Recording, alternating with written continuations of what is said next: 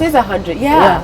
Whoa. Yeah. Yes. So red and green and gold for 50 or 100 shillings. Okay, so that's one thing to look out for. Okay, the central bank, they released a video which I would advise viewers to take a look at. Okay. But every note on the front page has the KICC picture. Okay. That's one feature of the bank note. Every all of note. them, or Okay. every note. Yeah. Okay. Then they have themes, and the themes will reflect at the back. So whether it's tourism, whether it's agriculture, whether it's governance, depending on the value of the note, it has a different theme. Then, as he pointed, the security, this is the security thread. It's gold as you hold it. So the first thing you can see for the person who has sight is that it's gold. Yeah. But when you tilt it, Yeah. it becomes red and green. Yeah. That's for 50 shillings and for 100.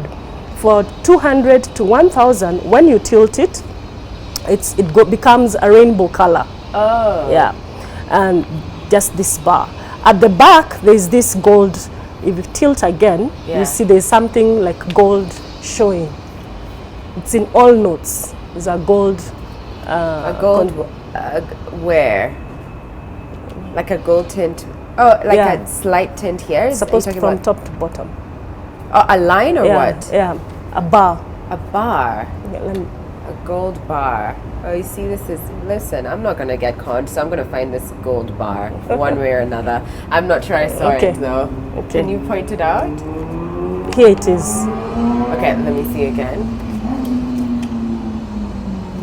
A gold bar going up and down? You can see it. This one. This is sort of like a line. Oh, yeah. Oh, yeah. Oh, yeah, no, a thick line. Yeah, it's a thick line. Okay, saw it. A Okay. thick line. Yeah. I thought it was going to be as Then thick there's as the watermark, and you lift the note, you Yeah. see a lion. Not a cheetah, not a tiger, a lion, a male lion. Yeah? And then there's the dove. You have the dove here. Oh. Yeah. And also, let me see, there's the CBK. Yeah. Still below the line, there's the CBK and the value of the note there. Oh, seen it. Yeah.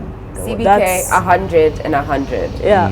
Those are so many things. Yeah, there are so many. And then for visually impaired, on the side of the note, if it's 50 shillings is 1 bar, and it continues up to 5 bars up to 1,000. Oh. So those are some of, they will touch here. There's the touch element for the visually impaired. Yeah. So they will know what kind of note that they are being issued. Yeah. So those are some of the few features that they have.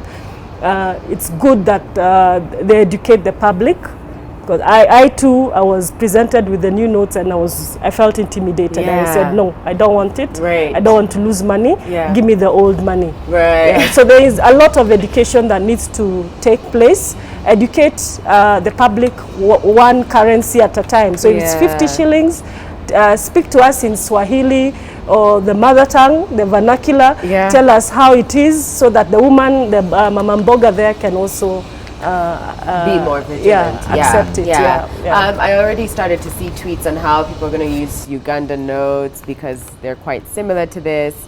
And it's all in jest, but the truth is it's easy to, like, even with coins, it's easy to just like throw in a foreign coin and not say anything because they look quite similar. Interesting. This is good. I wish we had more notes, but like you said, there's a video that came out, so it's easy. It's important to go out and do your homework. Right. So, pickpockets. Have you ever been pickpocketed? No, I haven't. No, I haven't. I haven't either.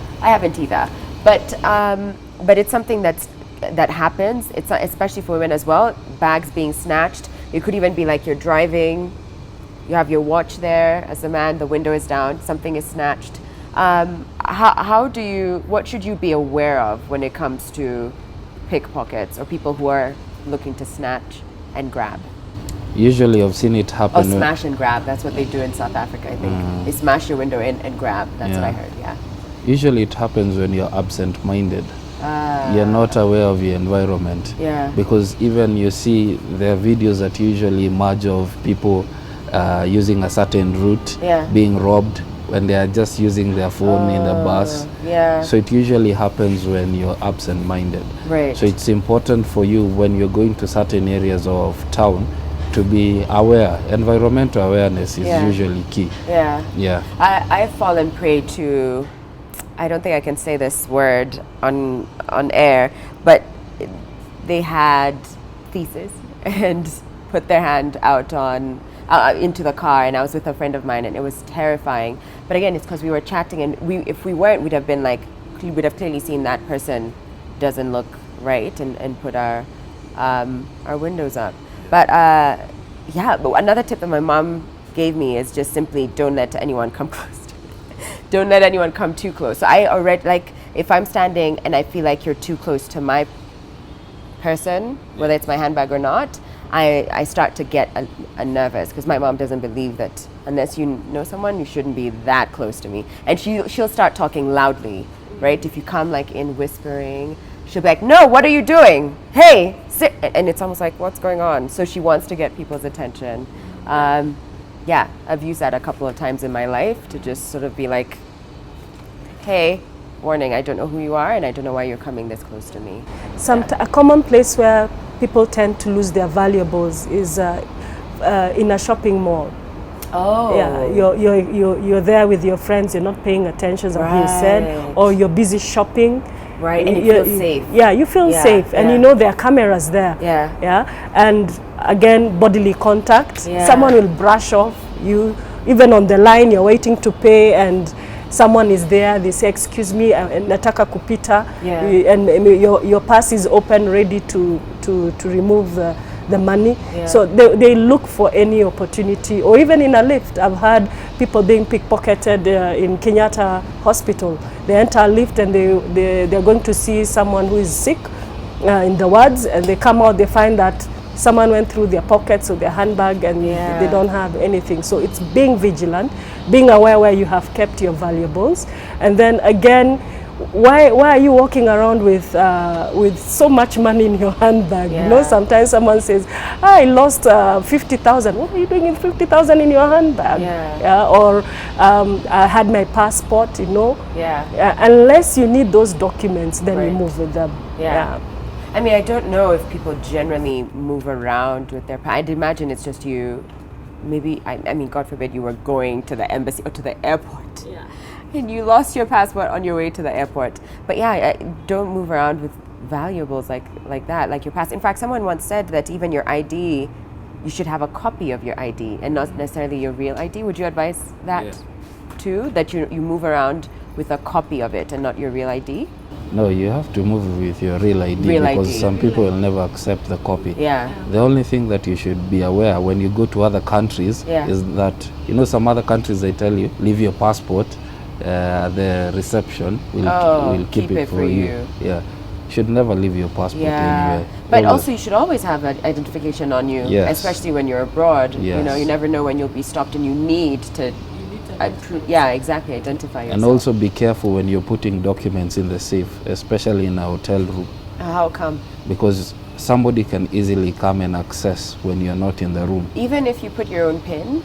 You can easily get a way of getting around that. Jeez. So what do you do in that case? You basically move with your passport everywhere, or or anything valuable. Or your valuables. Yes. But then you could be robbed on the streets. It's better for you to see it go. Oh, at this rate, it's like, listen, just stay at home, kids. Stay at home and don't go online. Don't pick up your phone. Don't answer your email. It feels like it's almost at every corner someone's trying to figure out the best way to outsmart you of your belongings. Some level. Man, would you have any special tips for younger people, whether it's children or teenagers, when it comes to con men and women? And I asked it because I recently read this, I went through this thread on Twitter about a young lady who was looking for a job and was told, okay, come here, but we need to get your medical first, give me 10,000, I'll give you this, and we'll get... And she ended up parting with 5,000 shillings. But are children or younger people, do they are they likely to fall prey more often than adults? And if so, what's your advice to them? Well, I would first caution them that they need to work with an adult, especially those who are leaving school. They need to work with an adult and how to go about applying for a job. And then know that I think every organization have worked for, they've never asked me for money. And I think that's the rule. Even the UN, they put it on their website. Anyone asking for money, that's not the United Nations. So that is the first rule. And then to do medical, you do it on your own expense. Right. Yeah, not why are you giving money for your own medical check? It doesn't make sense. So those are some of the red flags that you as a parent or a caregiver should look out and inform the young person. And then again, some of these people want information. You have very good papers, you come back with a master's, a PhD, and they just want your information, and you give it to them, and then that is it. So you must also know how to go about where can I apply. Yeah. Right. So just be vigilant and ask an adult for help for their advice. Which at some point when she did call her mom in the thread, the mom was like, stop! Stop. It's a con artist. Back. And she was like, I wish I'd known. All right. And then just to add a bit, sometimes corporates also get fake documents from those who are applying. They need to do their also due diligence, which just to promote ourselves a bit, that John Andrews, we do due diligence. We will do background checks on staff who are coming in, and we'll tell you these documents are fake, or this person has misrepresented themselves. This is not their ID. Because sometimes they use someone else's ID. So we'll be able to inform a client on who they are bringing in, and then you don't bring in the wrong person in a sensitive area. Oh, that's good. That's good. Like you were talking about finance department. How you really need to make sure you have someone that you can trust in that space. Otherwise, they put everyone in jeopardy. But the key thing is educate your children. In all things, even in products. We didn't talk about it, but even in products, there are very many counterfeits out there. So the child should be able to spot what is genuine and what is not genuine, because if they take the wrong product, they may fall sick. I mean, that happens a lot even with in the beauty industry. You know, you think you're buying one kind of face cream, but it in actual fact, it's something that was manufactured either locally or in China, and it's completely different. And it has these terrible side effects on your skin. Hair relaxers. Exactly. Can you that's imagine? a big one. That's a big one. So we they have to be vigilant. As children, as parents, as corporates. And I like that. I guess you know, if you are a corporate and you're looking to have people who are experienced in this space do some due diligence on your behalf. I mean, these are your people, John Andrews. All right, thank you so much. Thank you. And good luck to you. May you be more vigilant and more aware, more guarded the next time someone comes up to you and they're trying to offer you this dream job or dream vacation, and you start to ask yourself, but does this really make sense? Just pause. Seek legal advice or an expert, you know, whether it's an adult, a lawyer, an expert of any kind. John Andrews, in the case of corporates, it's just best to ask and take your time.